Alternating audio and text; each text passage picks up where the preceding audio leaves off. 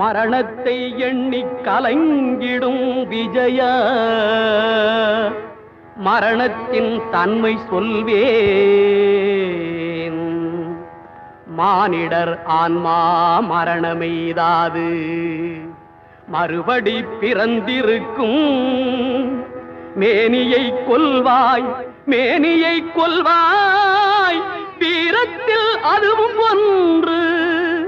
நீ விட்டு விட்டாலும் அவர்களில் மேனி வெந்துதான் தீரும் ஓர் நாள்.